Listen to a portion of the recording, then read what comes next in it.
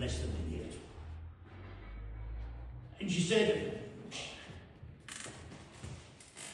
policies and programmes should not be just a list of unrelated items.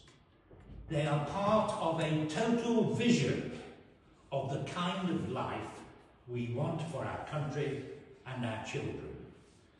Let me give you my vision.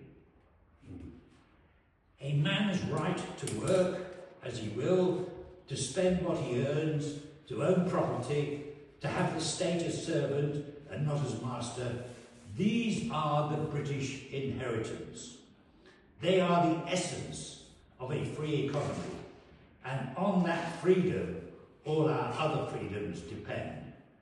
But we want a free economy not only because it guarantees our liberties, but also because it is the best way of creating wealth and prosperity for the whole country.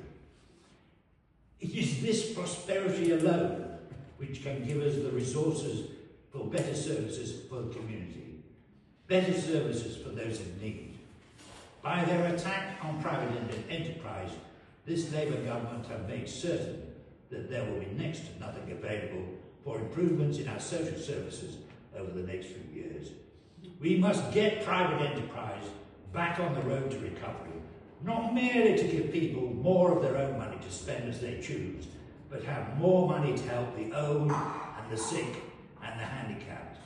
The way to recovery is through profits, good profits today leading to high investment, well-paid jobs and a better standard of living tomorrow. In those days, in 1975, when I was at that party conference, the leader's speech was an hour or an hour and a half long.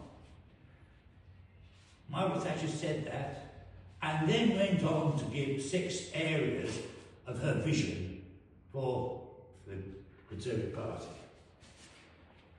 And she ended up her speech by saying this: I have spoken of the challenges that face us here in Britain, the challenge to recover economically, the challenge to recover our belief in ourselves. I have shown our potential for recovery. I have dealt with some aspects of our strengthened approach, and I have tried to tell you something of my personal vision, my belief in the standards on which this nation was greatly built, on which it greatly thrived, and from which in recent years it has greatly fallen away. We are coming, I think, to yet another turning point in our long history. We can go on as we have been going and continue down, or we can stop, and with a decisive act of will, we can say, enough. Ladies and gentlemen, if only we had that kind of leadership today.